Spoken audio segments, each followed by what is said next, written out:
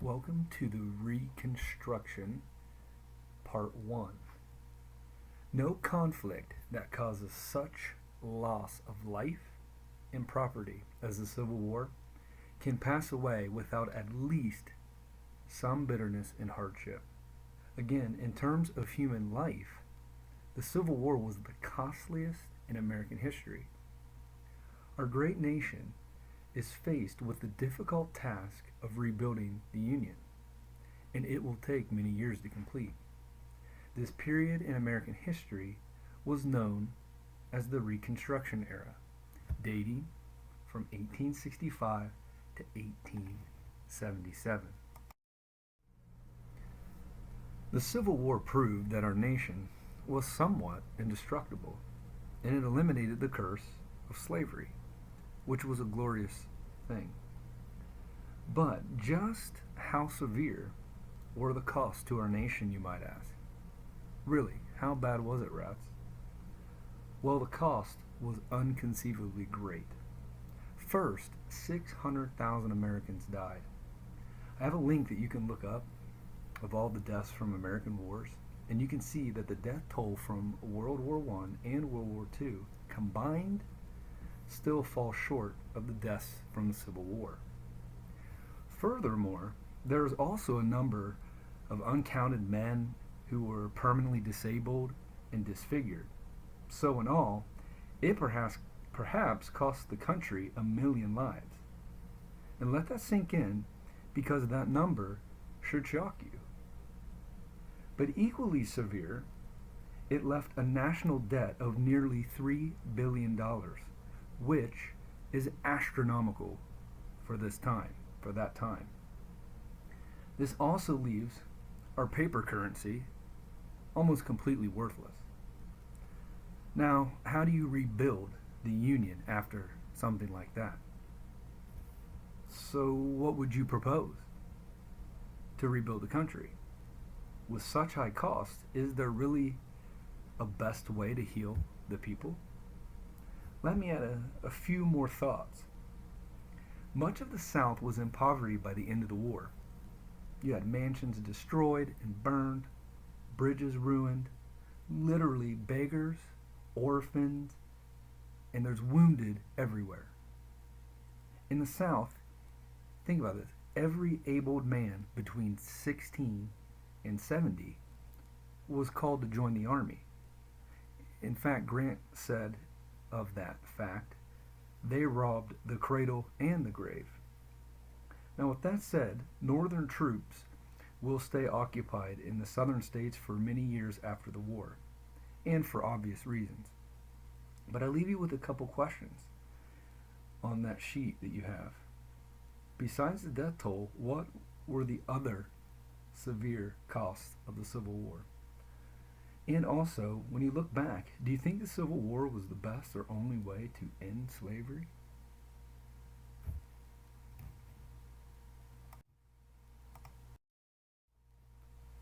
So, what is the plan?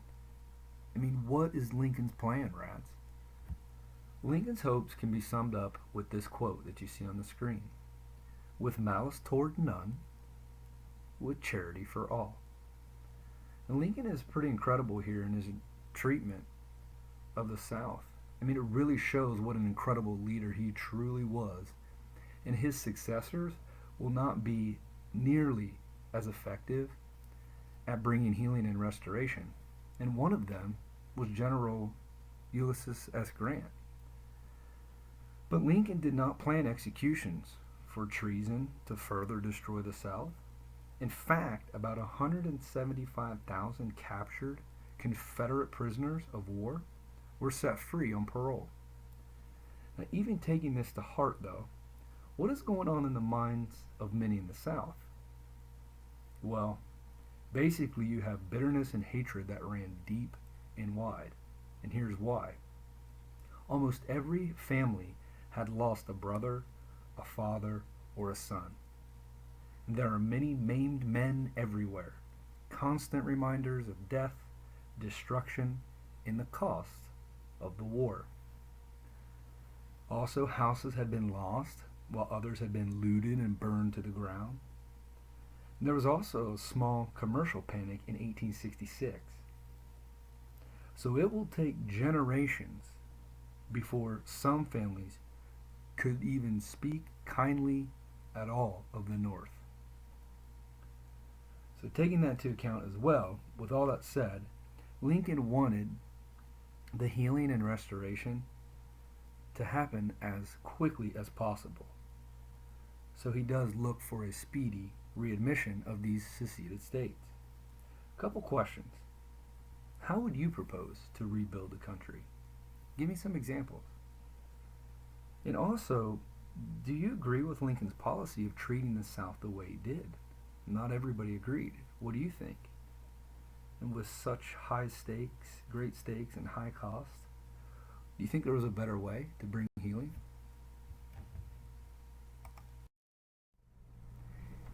In pardoning the South, hear me, in pardoning the South, Lincoln treated the South as if they did not even secede.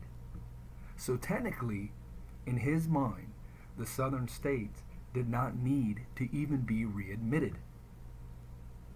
Why in the world did Lincoln believe this? Well, he said that the Constitution created a permanent union. So the seceded states simply needed to start functioning again as loyal states to the Union. Now, how would they show this? But furthermore, he based his right to control the Reconstruction process on his presidential pardoning power. And basically, the POTUS, or President of the United States, he has certain privileges and powers that belong only to him in the capacity as president. And pardoning is one of them. So, Lincoln, he offered a pardon to all who took an oath to the Union. And pardon just means to legally exonerate from a crime. Or in other words here, we're saying they would be free of any guilt or blame of wrongdoing. Lincoln's offer came in 1863, halfway through the Civil War, and excluded, though, certain Confederate leaders.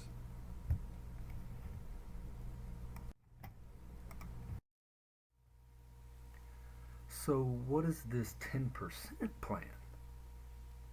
Well, once 10% of those registered voters from the previous election, which would have been 1860, once they had taken that loyalty oath, the one we just talked about that he offered, the loyalty oath, once they did that, they could then, so 10%, once they took a loyalty oath, they could set up a new government.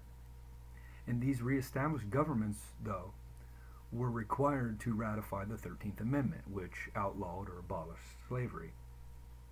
By the time the war had ended, Louisiana, Arkansas, and Tennessee had taken advantage of Lincoln's 10% plan. And other states will follow suit, and as these loyal state governments form, they will authorize the other states to call conventions to form loyal governments as well. Alright, I'm just warning here, this is a big slide, but it's a very important slide with the Freedmen's Bureau. So do you think that the 13th Amendment was enough to help all the former slaves, or freedmen is what they're called? Would you think that is enough to help them moving forward? Well, under Lincoln's plan, individual states had to work with the federal government to find ways to support 3.5 million freed slaves. And even with the 13th Amendment that abolished slavery, Congress, they thought that further guarantees were necessary. And so for this reason, Congress created the Freedmen's Bureau for the protection of emancipated slaves, but also for poor whites. Remember the crackers, sandhillers, clay eaters, and rednecks that we talked about? They're also included in this as well. So the Freedmen's Bureau provided relief to blacks and whites who lost everything in the war.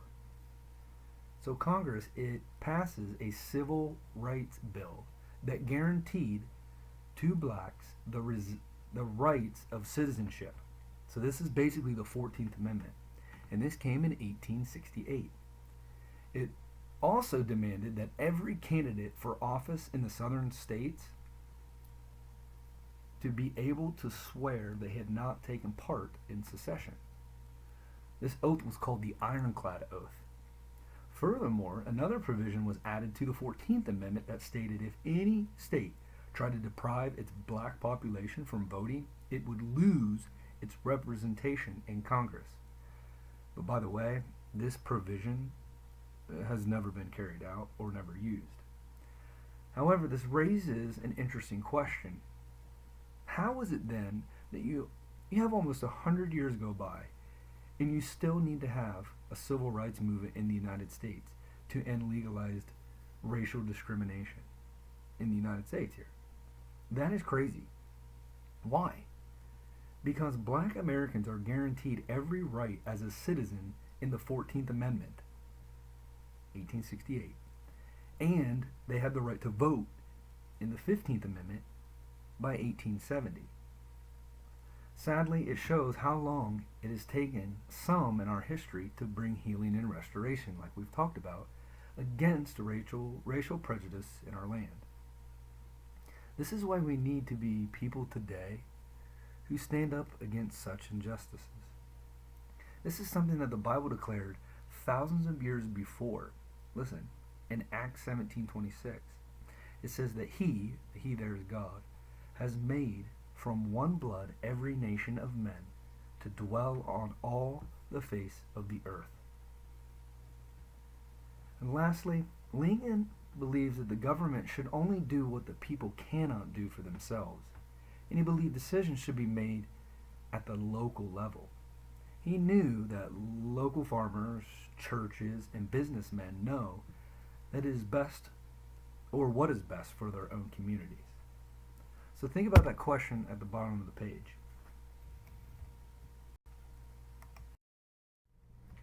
So does everybody buy into this plan, or is there opposition in the North, or even in the South?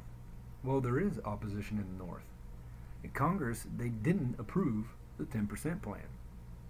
And by this time, the Republicans had already split into two groups, radicals and conservatives. And the radical Republicans, they control Congress at this time, and they oppose Lincoln's plan because they think it's too lenient. It's actually too easy on the South. And they wanted to punish the South for seceding and starting the war. The radicals also feared that the state and local governments in the South would elect Democrats to office. But in many ways, the people of the South did not like the newly reconstructed governments because of the Ironclad Oath. Remember, the oath that a political candidate had to swear that he never took part in secession? Yeah, what this basically does is rule out all respectable individuals out of office. Why? Why, you ask? Well, virtually every respected person in the South participated in the war. But another reason, which we'll look at later in the notes, is under the group of Northerners nicknamed carpetbaggers. And that's going to be another reason why the South doesn't like this either. So the public rejoicing at the end of the war was quickly turned into mourning because in a horrific turn of events, about a week after the surrender at Appomattox, comes President Lincoln's assassination. So what happened? Well, the responsibilities of reuniting the nation weighed heavily on Lincoln, and his wife knows that he needed to rest. So Mary Todd Lincoln plans a diversion for her husband. On the evening of April 14th, 1865, the Lincolns went to a play, and it was a new comedy at Ford's Theater. With his wife and friends beside him in the presidential box that overlooked the stage, the assassin, John Wilkes Booth, he came in quietly into the box. You can see the picture here on the screen. He comes into the box quietly and shoots Lincoln in the back of the head.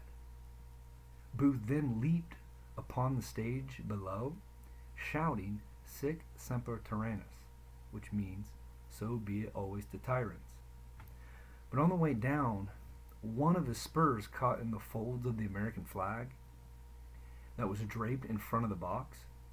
So that when he does this, he's thrown heavily to the floor and he actually breaks his leg on the fall on the way down. The confusion was so great that in spite of this incident, he escaped through a stage door, and he already had a horse waiting on him. The crime was part of a conspiracy, and on the very same evening, in his house, Secretary of State William Seward, he's attacked and stabbed, though not fatally. But Booth believed that his wild act would avenge the South. But when President Lincoln breathed his last a few hours after being shot, the South had all the chances for a gentle Reconstruction thrown out the window. And when Lincoln died across the street from Ford's Theater, Secretary of War Edwin M. Stanton murmured, "Now he belongs to the age." And truly, Americans lost one of their greatest sons and leaders. Find out what Booth looks like and what happens to him on the next slide. Yeah, so here's your assassin, John Wilkes Booth. The details of the conspiracy were unraveled, and Booth was hunted down by soldiers and shot in a barn. 4 of his accomplices were hanged, and others were imprisoned for life. Again, the conspirators had hoped to paralyze the government, but within 3 hours after Lincoln had passed away, Andrew Johnson had begun to act as president. And so next time we will pick up where Lincoln's vice president, Andrew Johnson, has become president and his plans to carry out the reconstruction of our Union, and we'll see what happens with him. A couple questions to conclude. You see, what are your thoughts on President Lincoln? Anything about his life, legacy, and assassination? And also, do you think John Wilkes Booth, along with others in the South who had the same sentiment, were justified in thinking that Lincoln was a tyrant? Explain why or why not.